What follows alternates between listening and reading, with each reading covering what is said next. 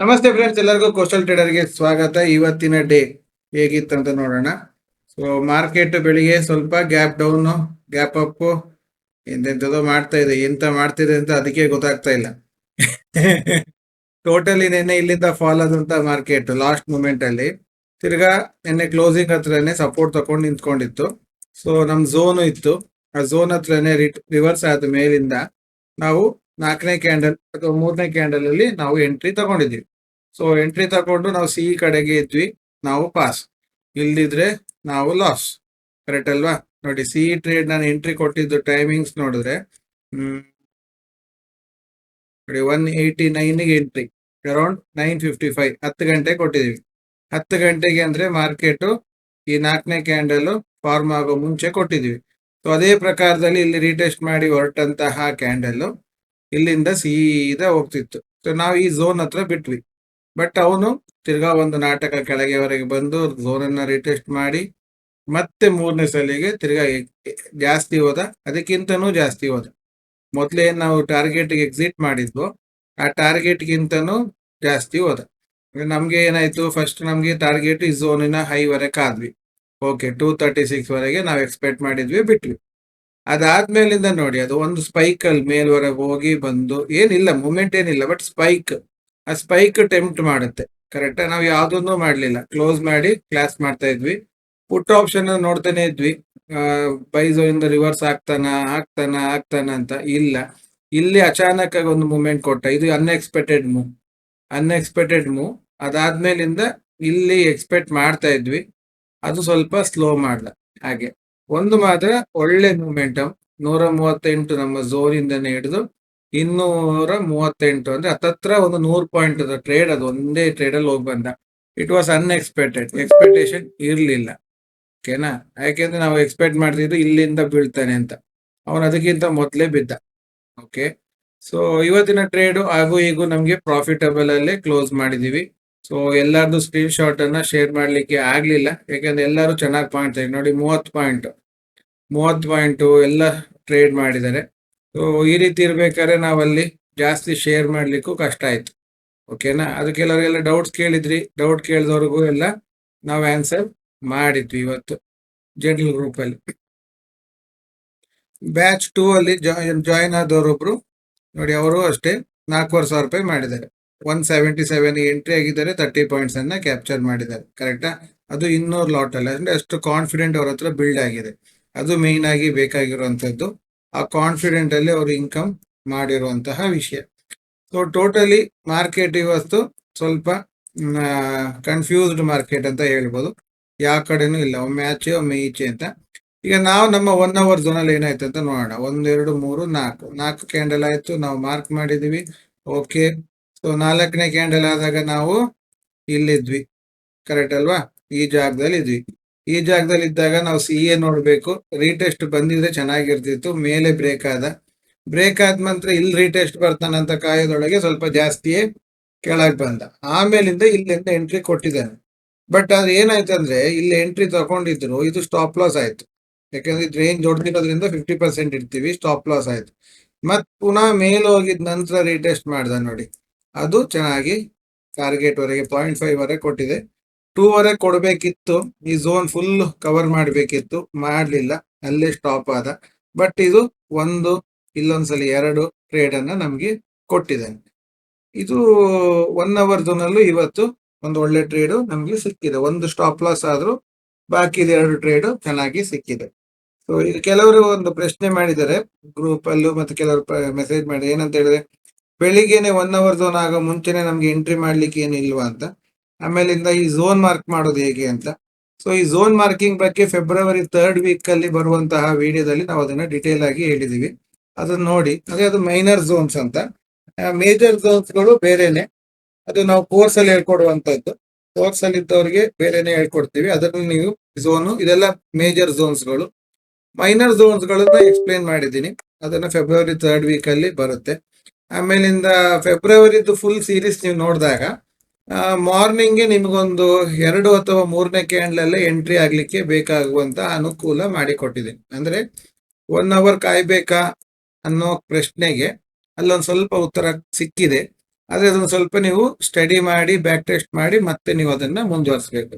So totally ಫೆಬ್ರವರಿಯ 4 ವಾರದ್ದು ನೀವು video ನೋಡಿದ್ರಿ ಆದ್ರೆ 1 ಅವರ್ ಝೋನಿನ ನೀವು ಮಾಸ್ಟರ್ ಆಗಿಬಿಡ್ತೆ. 1 ಅವರ್ ಝೋನಿನ ಮಾಸ್ಟರ್ ಆಗ್ತೀರಿ. ಮತ್ತೆ ಇನ್ನು ಯಾವುದು ಬೇಕಾಗಿಲ್ಲ, ಅದ್ರಲ್ಲಿ ಆರಾಮಾಗಿ ಮಾಡ್ಬೋದು. ಅದಾದ್ರೂ ಟ್ರೇಡಿಂಗ್ ಅಲ್ಲಿ ಸಕ್ಸಸ್ ಆಗ್ತಿಲ್ಲ ಅಂದ್ರೆ ಅಲ್ಲಿ ಪ್ರಾಬ್ಲಮ್ ಇರೋದು ಸ್ಟ್ರಾಟಜಿ ಅಲ್ಲ, ಸೈಕಾಲಜಿ. ಸ್ಟ್ರಾಟಜಿದು ಪ್ರಾಬ್ಲಮ್ ಇಲ್ವೇ ಇಲ್ಲ, ಅದು 100% ಪಕ್ಕ. ಸ್ಟ್ರಾಟಜಿಲಿ ಯಾವುದೇ ರೀತಿಯ ಪ್ರಾಬ್ಲಮ್ಗಳು ಬರಲ್ಲ. ಮ್ಯಾಕ್ಸಿಮಮ್ 80% ಆಫ್ ಪ್ರಾಬ್ಲಮ್ ಬರೋದು ಸೈಕಾಲಜಿ. ಈಗ ನಾವು ಇಲ್ಲಿ ಪಿಂಕ್ ಲೈನ್ ತಗೋಬೇಕು, ಪಿಂಕ್ ಇಂದ ರೆಡ್ ವರೆಗೆ ಹೋಗುತ್ತೆ ಅಂತ ಹೇಳಿದ್ರು. ಇಲ್ಲಿ ತಕೊಂಡು ಇದೊಂದ್ಸಲ ಡೌನ್ ಇಳಿದು ಸ್ಟಾಪ್ ಲಾಸ್ ಕೊಡ್ಲಿಲ್ಲ. ಈಗ black line maximum stop loss ಕೊಡ್ಲಿಲ್ಲ. ಅದು ಇಲ್ಲಿ ಬರಬೇಕಾದ್ರೆ ನಮ್ಮ ಮೈಂಡ್ ಸೆಟ್ ಏನಾಗಿರುತ್ತೆ ಹೇಳಿ? ರೆಡ್ ಅಂಡ್ ಇದು ರೆಡ್. ನಮ್ಮ ಮೈಂಡ್ ಸೆಟ್ ಏನಾಗಿರುತ್ತೆ? ಓಹೋ ಬೇಡ ಬೇಡ, ಕರೆಕ್ಟಾ? ಆ ಬೇಡ ಬೇಡ ಮೈಂಡ್ ಸೆಟ್ ಅಲ್ಲಿ ಏನಾಗಿ ಎಕ್ಸಿಟ್ ಮಾಡ್ಬಿಡ್ತೀವಿ. ಆಮೇಲೆ ಅದು ಟಾರ್ಗೆಟ್ ಅನ್ನೇ ಕೊಟ್ಟಿದ್ದು.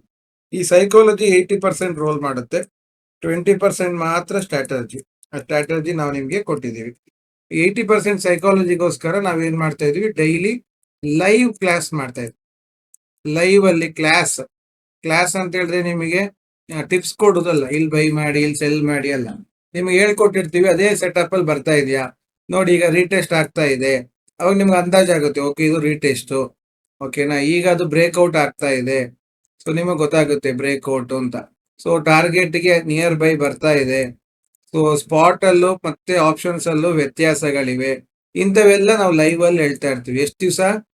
220 ಟ್ರೇಡಿಂಗ್ ಡೇಸ್ ಅಲ್ಲೂ 220 ಟ್ರೇಡಿಂಗ್ ಡೇಸ್ ಅಲ್ಲೂ ನಾವು ಹೇಳ್ತಿರ್ತೀವಿ. ಅಂದ್ರೆ ಒಂದು ದಿವಸಕ್ಕೆ ನೀವು ನಮ್ಮ ಕಮೆಂಟ್ರಿ ಕೇಳ್ಕೊಂಡು ಟ್ರೇಡ್ ಮಾಡ್ಲಿಕ್ಕೆ, ಏನಾದ್ರೂ ಪ್ರಾಬ್ಲಮ್ ಆದ್ರೆ ಸೊಲ್ಯೂಷನ್ ಕೇಳಲಿಕ್ಕೆ, ಅದಾದ್ಮೇಲಿಂದ ಒಂದ್ ಸ್ವಲ್ಪ ಕಾನ್ಫಿಡೆಂಟ್ ಬಿಲ್ಡ್ ಮಾಡಿ ಸೈಕಾಲಜಿಕಲ್ ಬ್ಯಾರಿಯರ್ಸ್ ಅನ್ನ ಬ್ರೇಕ್ ಮಾಡ್ಲಿಕ್ಕೆ ನೀವು ನಮಗೆ ಕೊಡುವಂತಹ ಚಾರ್ಜು ಖಾಲಿ 110 ರೂಪಾಯಿ ಮಾತ್ರ. ಅಂದ್ರೆ 25,000 ರೂಪಾಯಿಯಲ್ಲಿ 1 ವರ್ಷ ಅಂದ್ರೆ 220 ಟ್ರೇಡಿಂಗ್ ಡೇಸ್ ನಿಮ್ ಒಟ್ಟಿಗೆ ಇರ್ತೀವಿ. ನೀವು ಎಷ್ಟು ದುಡ್ಡು ಮಾಡ್ತಿರೋದು ನಿಮಗ್ ಬಿಟ್ಟಿದ್ದು, ಎಷ್ಟು ಲಾಟ್ ಅಲ್ಲಿ ಮಾಡ್ತಿರೋದು ನಿಮಗ್ ಬಿಟ್ಟಿದ್ದು. ನಾವು ಅದ್ರ ಬಗ್ಗೆ ಏನೂ ಹೇಳುದಿಲ್ಲ. ಅದು ನಿಮಗೆ 10 ಪಾಯಿಂಟ್ ಅಲ್ಲಿ ಎಕ್ಸಿಟ್ ಆಗ್ತೀರಾ, 30 ಪಾಯಿಂಟ್ ಅಲ್ಲಿ ಎಕ್ಸಿಟ್ ಆಗ್ತೀರಾ, ನಿಮ್ಮ ಮೈಂಡ್ ಸೆಟ್. ಟ್ಯೂನ್ ಅಪ್ ಮಾಡ್ತೀವಿ, ಟ್ರೈನ್ ಅಪ್ ಮಾಡ್ತೀವಿ. ಹೈಯರ್ ಟಾರ್ಗೆಟ್ ತಗೊಳಕ್ ಬೇಕಾಗುವಷ್ಟು ಟ್ರೈನ್ ಅಪ್ ಮಾಡ್ತೀವಿ.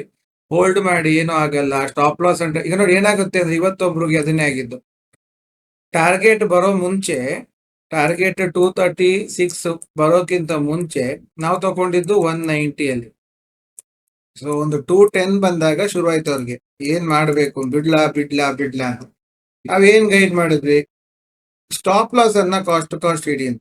ಅವಾಗ ಅವ್ರಿಗೆ ಅಂದ್ರು, ಸರ್ ಇಂಥದೇ ಕೆಲಸ 210 ಇದ್ದಾಗ ಏನ್ ಮಾಡ್ಬೇಕು ಅಂತ ನನಗೆ ಯಾರು ಗೈಡ್ ಮಾಡದೆ ನಾನೇನ್ ಮಾಡ್ತಿದ್ದೆ? ಎಕ್ಸಿಟ್ ಮಾಡಿ ಮತ್ತೆ ಟಾರ್ಗೆಟ್ ಹೋಗ್ತಿದೆಯಲ್ಲ ಅಂತ ತಿರ್ಗಾ ಬೈ ಮಾಡ್ತಿದ್ದೆ. ಅದು ನನಗೆ ಸ್ಟಾಪ್ ಲಾಸ್ ಆಗ್ತಿತ್ತು. ಸೊ ಬಂದ್ ಲಾಭ ಹೋಗ್ತಿತ್ತು. ಆದ್ರೆ ಈಗ ಏನ್ ಮಾಡ್ಲಿ ಅಂತ ಕೇಳಿದಾಗ ನೀವೊಂದು ಸ್ಟಾಪ್ ಲಾಸ್ ಅನ್ನ ಕಾಸ್ಟ್ ಮುಂದ್ ತನ್ನಿ ಅಂತ ಹೇಳೋ ಒಂದು ವಿಷಯ ನನಗೆ, ಓ ಹೌದಲ್ಲ, ನಾನು ಅದ್ರ ಬಗ್ಗೆ ಮರ್ತೋಗಿದ್ನಲ್ಲ ಅನ್ನೋ ಒಂದು ಮರಿವಿಕೆಗೆ ಒಂದು ಪುಷ್ಟಿ ಸಿಕ್ಕದಂಗಾಯ್ತು, ನೆನಪು ಸಿಕ್ಕದಂಗಾಯ್ತು. ಹಾಗಾಗಿ ನಾನು ಅದನ್ನ ಮುಂದೆ ಆಮೇಲೆ ನನಗೆ ಭಯ ಹೋಯ್ತು. ಯಾಕೆ ಅಂದ್ರೆ ಲಾಸ್ ಅಂತ ಆಗೋದಿಲ್ಲಲ್ಲ ಅನ್ನೋ ಭಯ ಹೋಯ್ತು. ಟಾರ್ಗೆಟ್ 236 ವರೆಗೆ ವೆಯ್ಟ್ ಮಾಡಿದೆ, ಆದ್ರೆ ಅದು 242 ಕೊಡ್ತು. ನಾನು 242ಗೆ ಎಕ್ಸಿಟ್ ಮಾಡಿದೆ. ಅದು ಕೇಳಿದಾಗ ಖುಷಿ ಆಯ್ತು. ಯಾಕೆ ಅಂತ ಹೇಳಿದ್ರೆ ನಾನ್ ಟ್ರೇಡಿಂಗ್ ಮಾಡ್ಬೇಕಾದ್ರೂ ಅದೇ ಪ್ರಾಬ್ಲಮ್ ಆಗಿದೆ. ನಾನು ಅದೇ ಪ್ರಾಬ್ಲಮ್ ನಿಮ್ಗೂ ಆಗ್ಬಾರ್ದು ಅಂತ ಗೈಡ್ ಮಾಡ. ಏನಾಗ್ತಾ ಇರುತ್ತೆ, ಮಾರ್ಕೆಟ್ ಈಗ ಮೂವ್ ಆಗ್ತಾ ಇರುತ್ತೆ. ಕೆಲವರು running candle, running candle fall ಆಗ್ತಾ ಇದೆ, ಇದೇ ಕ್ಯಾಂಡಲ್ ಫಾಲ್ ಆಗ್ತಾ ಇದೆ, ಇಲ್ಲ ಇದೇ ಕ್ಯಾಂಡಲ್ ಫಾಲ್ ಆಗ್ತಾ ಇದೆ, ತಗೊಳ್ಳುವ ತಗೊಳ್ಳುವ ಅಂತ.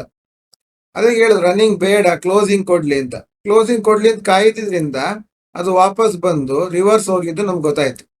ಒಂದು ವೇಳೆ ನಾವು ರನ್ನಿಂಗ್ ಅಲ್ಲಿ ತಗೊಂಡಿದ್ರೆ ಇಲ್ಲಿ ತಗೊಳ್ತಿದ್ವಿ, ಇಲ್ಲಿವರೆಗೆ ಕೂತ್ಕೊಳ್ತಿರ್ಲಿಲ್ಲ, ಸ್ಟಾಪ್ ಲಾಸ್ ಆಗ್ತಿತ್ತು. ಕರೆಕ್ಟ್ ಅಲ್ವಾ? ಯಾಕೆಂದ್ರೆ ಸ್ಟಾಪ್ ಲಾಸ್ ಇಲ್ಲ ಆಗೋದಕ್ಕೆ ಕಾರಣ ರನ್ನಿಂಗ್ ಕ್ಯಾಂಡಲ್. ನೋಡಿ ರನ್ನಿಂಗ್ ಕ್ಯಾಂಡಲ್ ಏನಾಗ್ತಿತ್ತು ನೋಡಿ, ಇಲ್ಲಿ ಬರ್ತಾ ಇರ್ಬೇಕಾದ್ರೆ ತಗೊಳಲ್ಲ. ನಾವೇನ್ ಮಾಡ್ತೀವಿ? ಬ್ರೇಕ್ ಆದಾಗ ಯಾವ್ದಾರ ಕ್ಲೋಸಿಂಗ್ ಬ್ರೇಕ್ ಆಯ್ತು, ಇದು ಬ್ರೇಕ್ ಆಯ್ತು, 200 ಮೇಲೆ ತಗೊಳಕ್ ಹೋಗ್ತೀವಿ. ಅದು ಎಲ್ಲಿವರೆಗೆ ಹೋಗುತ್ತೆ ಗೊತ್ತಿಲ್ಲ. ಯಾಕೆ ನಮ್ಗೊಂಥರ ಗಾಳಿ ನಿಂತಂಗ ಆಗತ್ತೆ. ಕರೆಕ್ಟ್ ಅಲ್ವಾ? ಕ್ಲೋಸಿಂಗ್ ಅಲ್ಲಿ ಕಾದಾಗ ಕ್ಲೋಸಿಂಗ್ ಏನಿಲ್ಲ ಮಾರ್ರೆ, ಒಳಗೆ ಬಂದು ಕ್ಲೋಸ್ ಆಗಿದೆ, ಇದು ಹೋಗಲ್ಲ ಇನ್ನು ಅಂತ ಡಿಸೈಡ್ ಮಾಡ್ಲಿಕ್ಕೆ ಅನುಕೂಲ ಆಗುತ್ತೆ. ಕರೆಕ್ಟ್ ಅಲ್ವಾ? ಇಂಥ ಕೆಲಸಗಳನ್ನ ಲೈವ್ ಅಲ್ಲಿ ನಾವು ನಿಮ್ಗೆ ಗೈಡ್ ಮಾಡ್ತಾ ಇರ್ತೀವಿ.